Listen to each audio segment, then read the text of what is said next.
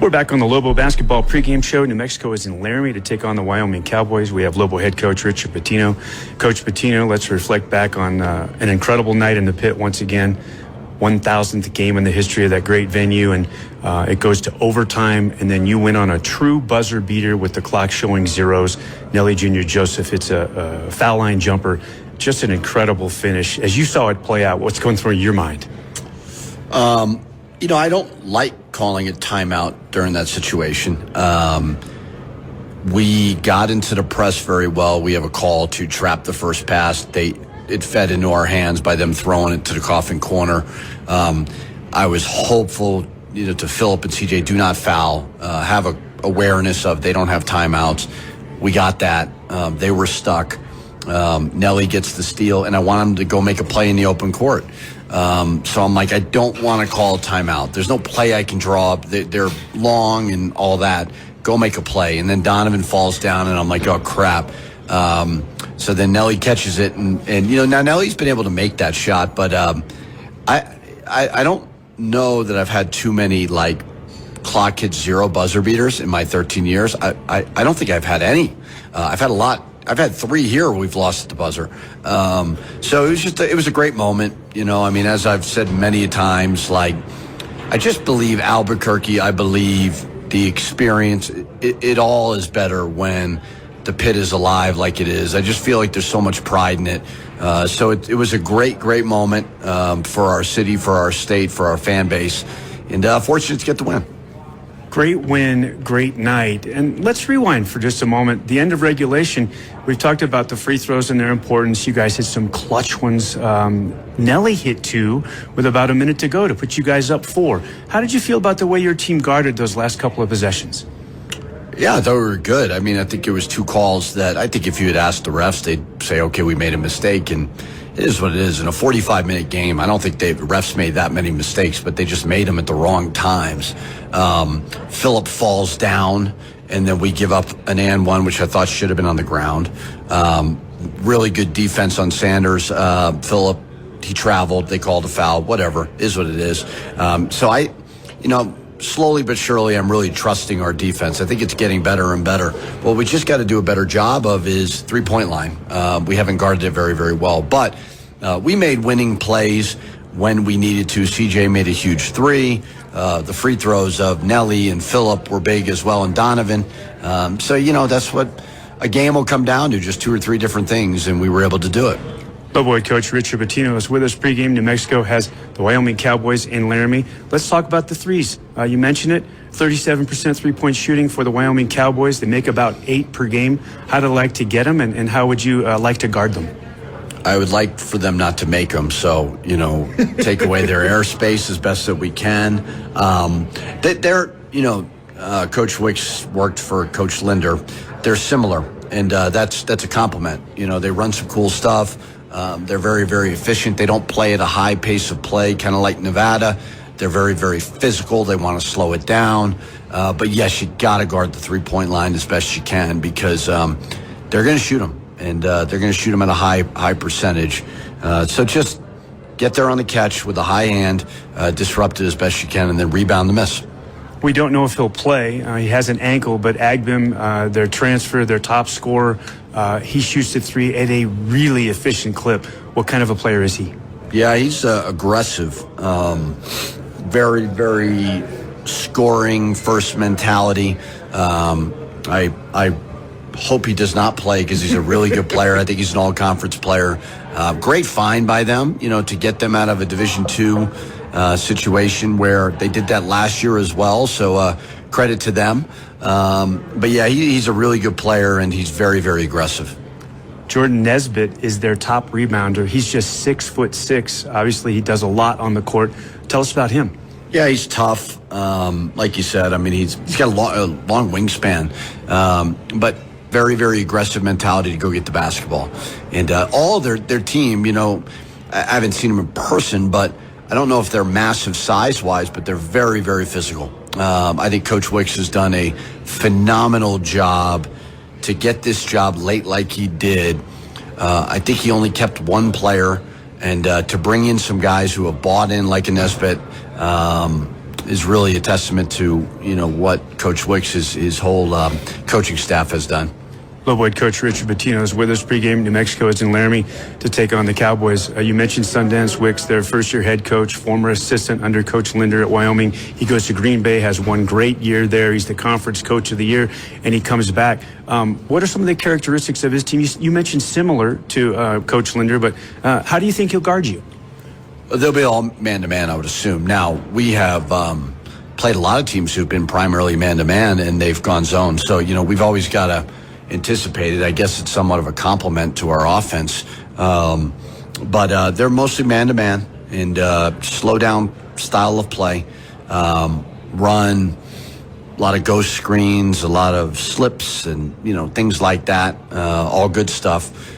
So, it's going to be a grinded out, similar to Nevada type game. In a grinded out game, and you talked about this, you've talked about since you arrived, that your team has to win rock fights, and that comes down to the defense. You create great offense off of your defense. Is this a team that you think you can speed up a little bit? I think it's always easier to slow down a game than speed up a game.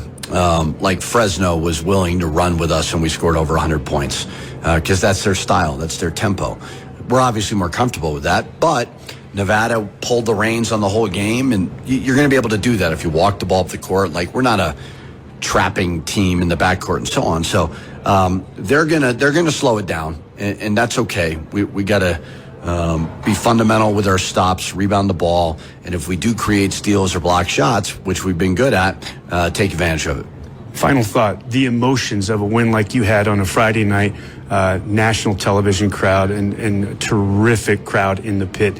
There could be a hangover from a win like that. How do you deal with helping your team get back up, get its emotion back up, and match the energy of Wyoming? I'm not worried about that. I think we're too far into the season right now. We understand. We're undefeated. We're going for 5-0 for the first time in school history in Mountain West play. So I'm not worried about that. I'm more worried about battling the altitude, battling a team that I believe has only lost one game at home. And they're a good team. They just went at Air Force. Air Force is always challenging and won without two really good players. So if we do lose, it won't be because of a hangover. It'll be because Wyoming did a good job. So our guys have had a great approach to practice every day, and hopefully we can keep it going. Coach, best of luck against Wyoming. Thank you. Lobo head coach Richard Pitino, our guest pregame. We're back after this timeout. It's Lobo Basketball on UNM Sports Radio Network. Welcome back to Arena Auditorium.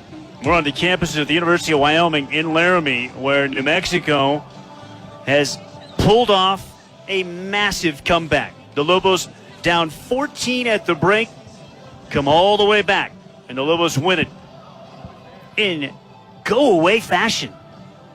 61-53, final at the Dome of Doom.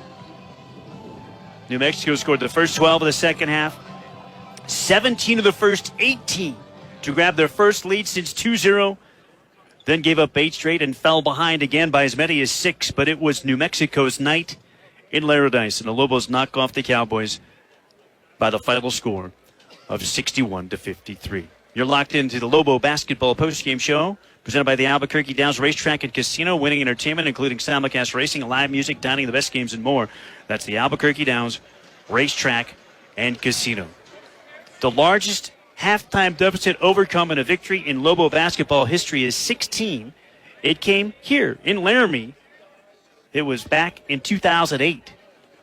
This 14-point halftime deficit that was overcome tonight equals the 4th largest halftime deficit ever overcome for a win for New Mexico Lobo basketball. It is the biggest deficit overcome in a win since they came back from 14 down to beat Davidson in the pit back in 2012, 86-81. My broadcast partner is Hunter Green. I'm Robert Portnoy. Hunter, at halftime, when the Lobos were trailing and New Mexico had just 18 points, their lowest scoring half in the Pitino era, this didn't seem possible. You laid the blueprint out at the break, and then New Mexico came out and did it all in the second half. How did they do it? Yeah, no, the adjustment was defense, right? Get up into the jump shooters, and I think that just took away the rhythm.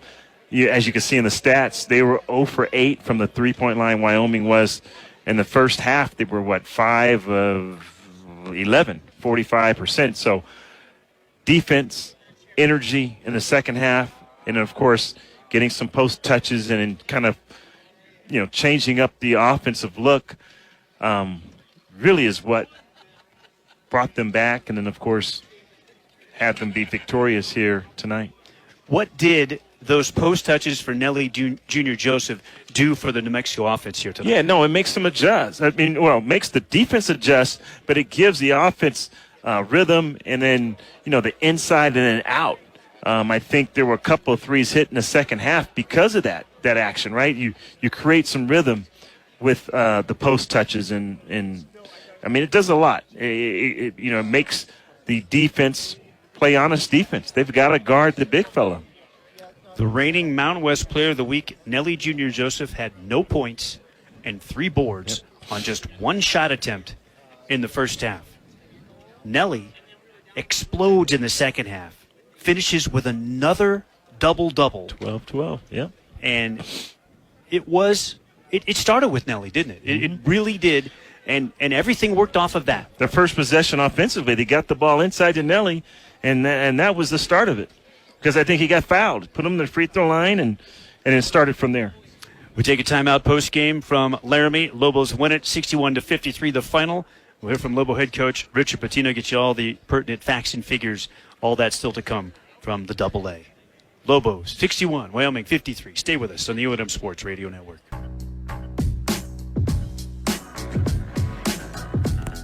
We're back live inside the AA, the Arena Auditorium in Laramie. It's the Albuquerque Downs Racetrack and Casino post-game show. Winning entertainment, including horse racing, live music, dining, the best games, and more. That's the Albuquerque Downs Racetrack and Casino. We're joined courtside post-game by Lobo head coach Richard Patino. Congratulations, Coach Patino. This was a true rock fight. Such low possession games with Wyoming. How did your team make the adjustments in the second half? What a comeback. Yeah, I mean, we changed up our ball screen coverage. They were really hurting us. In the first half, we were aggressively hedging, and they were bothering us. So we changed into a drop coverage with the 5, which I thought helped. But the biggest thing that we did was just picked up our intensity. It was such a low percentage possession game, and then when you only make 5 shots in the first half, it was really, really hard. So we were just ready to go. We had to show them, like, you're not going to knock us out this early, and responded obviously 43-21 in the second half was great. No question, the energy in the second half defensively when you guys are going on top of those screens just took away the three-point threat. I mean, those guys were 0 for 8 in the second half. And then, of course, offensively, the first offensive play, you get the ball fed into Nelly, and then he gets fouled and goes to the free throw line. I thought you guys started off in the second half with that offensive mindset of getting the ball inside. Yeah, I mean, obviously we only made 5 threes. With the way teams are guarding Donnie, you have to make threes. You have to. And Jovan obviously came in, made a huge one. But everybody, they're just collapsing and daring people to shoot. He found Phillip a couple times, which was great. Even True had a wide open shot that he missed in the corner. But if teams are going to dare us to shoot, our guys are going to knock them down. As for the ball screen coverage, we wanted to be in a drop. We wanted to get over, be more aggressive, and the guys really closed the airspace and didn't allow them to get comfortable from 3. What has gotten into Filip Borovic? I mean, you obviously brought him here. You thought this was a possibility. This is his career game, his first ever double-double, career highs of 15 points in the scoring column, and Borovic pulls 11 rebounds. He was tremendous tonight, Coach. Yeah, really, really good. Rebounding the basketball. Love the confidence. We brought him here to be that guy, to be the big guard that we need from a defensive standpoint. His offense is starting to come along. He just works his butt off. A great kid. So he's been really helpful. And I think the rebounding part has really helped us as well. I mean, he gets a double-double and made some huge threes. Yeah, I mean, in the first half, he was really the only one rebounding the basketball. And like you said, his size, I thought, really disrupted Wyoming. Yeah, Wyoming's very physical. Very, very physical. Nelly had a bunch of rebounds knocked out of his hands. And I thought Phillip's size, for sure, he was able to get 9 defensive rebounds as a guard is huge. Coach, their three-point shooting, obviously, in the first half, and you've talked about it. That change in the ball screen coverage, Hunter noted it immediately. It really did change everything. That 12-0 run, 17-1 run to start the second half was a complete turnaround. What were the keys in that moment? I thought guys really responded well at halftime. I got on them pretty good, and they were ready to go. I think you're always going to have a couple of these a year, and especially here with the altitude plus their style of play, they want to make it a rock fight. And I've always said it's easier to pull the reins back and slow a game down. We're not going to turn teams over 25 times. It's just not going to happen. So you're just going to have to – it's like a trip to the dentist, but you got to figure it out. And like you said, 17-1 run, amazing to do that on the road was really, really good. What a performance as well when it was a very tough night for Mustafa Amsil from Jovan Milicevic. He was terrific for you tonight as well. Well, he made a big shot. Both of them weren't making shots. Mustafa clearly had lost his confidence. He's got to be above that as a seasoned veteran. He's a good player. He's got to get out of his own head. But we had to get him out, and I haven't been able to necessarily do that before, and got him out, and then Jovan comes in, makes a huge 3, cuts it to 7 with confidence. So that's what being a part of a team is all about. The bench has got to be ready. There was definitely growth tonight. Yeah, this team. For sure. And it's like golf. They always say there's no pictures on the scorecard. Like, you just got to find a way to get it done. To come on the road, that's our 3rd league win on the road.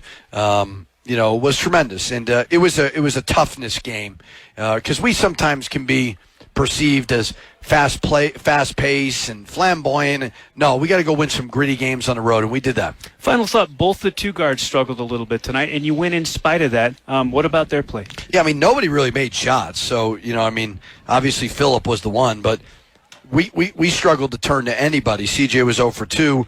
True was 1 for 7, 0 for 3 from the field. So we just didn't make a lot of shots. You shoot 33% on the road, you better play great defense. We obviously shut them down to 21% in the second half. Congratulations, first 5-0 start for the Lobos ever in Mountain West play. You made history tonight here, Coach. Yeah, it was great. It's a great win. We'll get back home. We've been on the road a lot. We'll take off tomorrow, and we'll get ready for San Diego State. Looking forward to that. Thank you. Thanks, guys. Lobo head coach Richard Pitino postgame. Let's take our final break. We'll come back and hear from Jovan Milicevic next. No, we're going to keep it right here and talk with Jovan. New Mexico Aging Services is your one-stop shop for connection, resources, and advocacy. Visit aging.nm.gov to learn more today.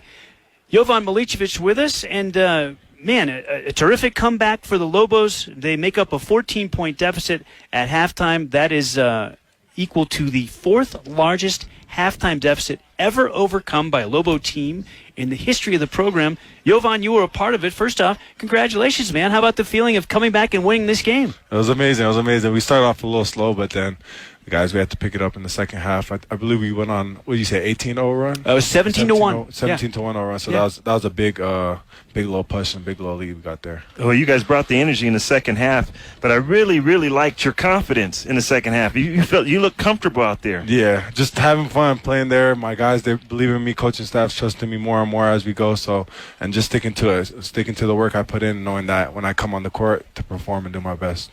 It feels like, too, the trail 3 is kind of starting to be your signature. Yeah, You've nailed a couple of those here in the last couple of games. And those deep corners. Yeah, Donnie, when you got a point guard like Donovan, he's always going to find you. He comes off the ball screen, he's going to find you. So you just have to be shot ready and knock it down.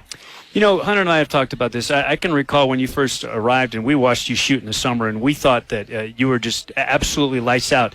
You totally transformed your body, and I felt like in the preseason, in the run-up to the year, that you didn't have the same confidence. Even in practice, your shot didn't look like you. At least when we first saw you, when you first got here. You're starting to look like you again. You getting more comfortable? Yeah, I'm definitely getting more comfortable. Just the work I've been putting in, like off practices, when practices are off or something, I go in the gym, get shots up, making sure my shots stay sharp. Especially going from the high school three-point line to the college three-point line. At the beginning, it was a little rough. And then I ended up figuring out. I can see you're finding your role. You're finding your rhythm. How you get your feet set. I'm a big, jump shooter, and I like when I see shooters get their feet set, and you're really getting comfortable with finding that little, your spots on the floor. Right. It's looking good. Yeah. So you're of Serbian descent, right. And we know that Philip is from Belgrade himself, and you guys have a little bit different calendar with the Orthodox Church. Right. Orthodox Church in Serbia. So you guys are actually celebrating Christmas today? Yes, we are. It is our Christmas today. Thank you. Appreciate it. I remember on the other team, the Matija Belic, he's also Serbian, so he came up to me and he was saying, like, Merry Christmas and all that. Unfortunately, we got the win on our Christmas. You don't know Belic, though. No, is that true? I don't know. But talking with Philip, they've played against each other since they were about 13, 14 years old. Yeah, probably back home in Belgrade, but Philip told me a little bit like how they knew each other and how they played. I'm pretty sure on the national team together, if I'm not mistaken. Yeah. So great stuff. Hey, terrific win. Congratulations. And it feels like your role continues to expand almost weekly with this team, and it's great to see. Way to go. Appreciate it. Thank you, guys. Good job. Thank you. Jovan Milicevic, our guest here post-game courtside in the Dome of Doom. The Lobos rally to beat Wyoming 61-53. How about some final totals? The Lobos shoot 33% floor as Wyoming shoots 32%. 19 of 57, 19 of 59, respectively. 5 of 21 from deep for the Lobos, 24%, and they really locked down from the arc in the second half, and Wyoming ends up shooting 5 of 19. You said it, Hunter. They shut them out. Yeah. No question. And then looking at the stats, Lobos scored a ton of points at the free throw line. Look at that. They shot 92%, 12 of 13. I mean, talk about finding points. That's where they found them in the second half. And they were 0 for 8, the Cowboys were, from the arc in the second half. Lobos 18 of 22 from the foul line, 82%. Wyoming 10 of 17 from the stripe, 59%. 10 turnovers for the Lobos, 11 for Wyoming. The Lobos win that points off turnovers battle 9-2. Remember the rebounding battle, all Wyoming at the half, 44-41. The Lobos come all the way back and win that battle, and they were getting beaten on the offensive glass as well. They win that 10-9. Wyoming gets more second chance points because of the big advantage they had in the first half. They win that 9-5. But the Lobos rally to even up the paint points battle, where Wyoming was dominating the first half. It was 28-24 Cowboys. The Cowboys got more off their bench, 23-8 was their advantage there. The Lobos assist 8 times on 19 field goals. Wyoming 11 times on 19 makes. Yep, a 14-point deficit at the break. You score 12 straight out of intermission and 17 of the first 18. And then you give up 8 in a row. You fall back behind by as many as 6, but somehow find a way here with no students on hand, very sparse crowd, the 7-2-2-0 altitude, 7,220 feet, all those things working against you, and you figure out a way. Well, I thought, execution, attention to detail, and I even talked about Coach, to Coach about the idea of scoring on out-of-bounds plays. Like, that's huge. Like, those little things matter, and I think they did that in the second half. And that looked like a wrinkle, too. You have your bread and butter B.O.B. plays, but normally those have Donovan Dent as the trigger man. Yeah. They come out of the timeout. Philip Borovichin is the guy who brings it in. Donnie curls and catches on the baseline and drives the baseline. The Lobos pay it off with 2 points, and it was from there they took a 1-point lead, and from there on they never looked back. Yeah. No, and they had to bring energy, because when we talk about there really wasn't very many fans here, and so in the second half they brought it, and the adjustment defensively I think really paid off. And then, like you said, getting the ball inside to Nelly, because he didn't get very many touches in the first half. He was scoreless in the first half. Nelly finishes with a double-double, 12 and 12 for Nelly. Dent leads everybody, 22 points, 6 assists, 9 of 9 at the foul line. Has he turned into Mr. Clutch or what? Borovichin career highs, both points and rebounds, 16 and 11, his first ever double-double. Borovichin was the star of the game for New Mexico here tonight, without a doubt. That'll do it for us for tonight from the Dome of Doom. The Lobos continue their hot play. New Mexico has now won 6 straight, and the Lobos improved to 5-0 in league for the first time ever in Mountain West action. We'll talk to you from the famous pit coming up on Saturday. That game time has been set for 11 a.m., nationally televised. It is a stripe out. Check the socials. Make sure you've got the right color for your section, and pack the pit to the rafters for rival San Diego State. The Lobos remain tied atop the conference with Utah State at 5-0, and league play will take the air at 10:30 a.m. on Saturday. Tip-off 11 a.m. Lobos and rival San Diego State from the famous pit. Thank you, partner. This was fun. Yeah, this was. Well, it wasn't fun in the first half, but in the final analysis, yes, it was big fun. Yeah, made a lot of people nervous, but I knew there were going to be some adjustments, and you just couldn't shoot that poorly for the whole game. And they found ways to get to the basket and score, and they scored, like I said, 12 points from the free throw line in the second half. Bob Walpole, producer and engineer. My broadcast partner, Lobo legend Hunter Green. I'm Robert Portnoy. It is Brandon Ortega with a legend himself, Kenny Thomas. Next, Lobos live on our flagship 96.3 News Radio, KKOB, taking your calls. That's it for us. Your final score for the final time. The Lobos improve with this victory to 13-3 and 5-0 in league. New Mexico is on a roll. The Lobos knock off the Cowboys in Laramie for the third straight time in this building. New Mexico 61, Wyoming 53. Final. So long. This has been Lobo Basketball on the UNM Sports Radio Network.